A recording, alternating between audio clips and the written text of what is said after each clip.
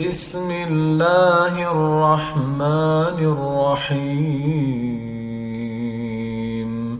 اقرأ باسم ربک الذی خلق خلق الانسان من علق۔ السلام علیکم ورحمۃ اللہ وبرکاتہ۔ الصلاۃ والسلام علیک رسول اللہ صلی اللہ علیہ وسلم۔ آج میں آپ سب کو کتاب the golden stories of accepted prayers by Abdul Malik مجاہد سے دعا کی قبولیت کا ایک اور سچا اور خوبصورت واقعہ سنانے والی ہوں۔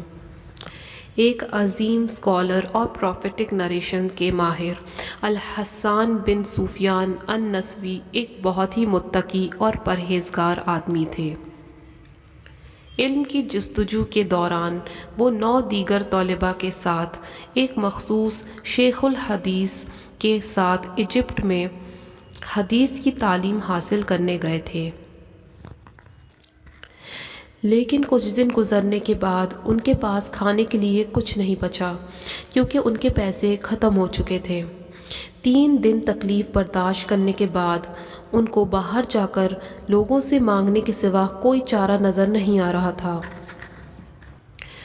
معزز عزت نفس اور دیانت دار جوانوں کے لیے لوگوں سے مانگنا آسان کام نہیں تھا۔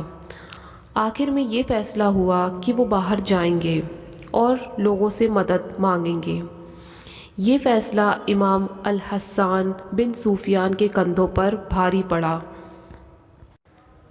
لوگوں کے سامنے ہاتھ پھیلانے کے بجائے امام الحسان بن سفیان نے 2 رکعت ادا کی اور پھر مسجد کے ایک کونے میں اللہ سے لمبی التجا کی۔ انہوں نے آسمانوں کی طرف ہاتھ اٹھایا اور اللہ تعالیٰ سے عاجزی کے ساتھ دعا کی۔ وہ دعا مانگ ہی رہے تھے کہ ایک خوبصورت نوجوان مسجد میں داخل ہوا اور ان کے بارے میں پوچھنے لگا۔ حدیث کے دوسرے طلباء نے ان کی طرف اشارہ کیا۔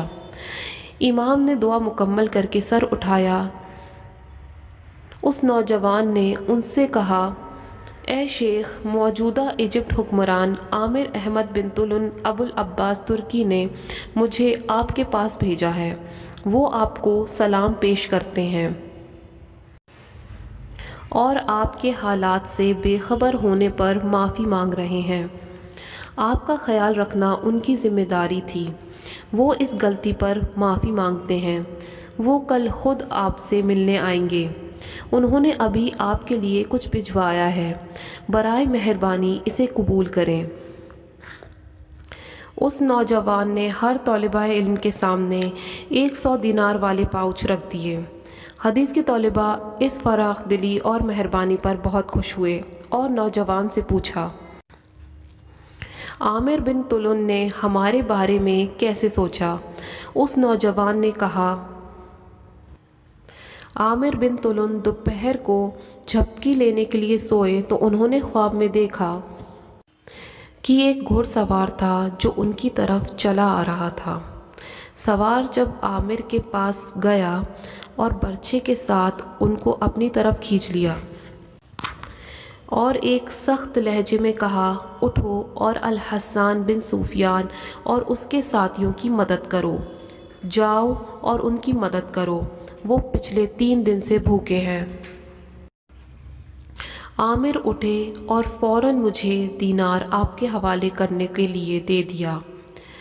اس کے فوراً بعد ہی ایجپٹ حکمران مسجد میں حدیث کے طلباء کو خصوصی طور پر دیکھنے گئے۔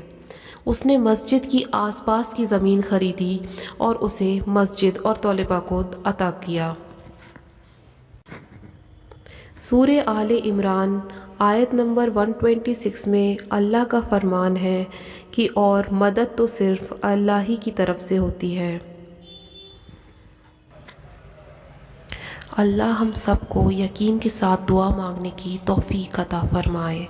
السلام علیکم ورحمۃ اللہ وبرکاتہ۔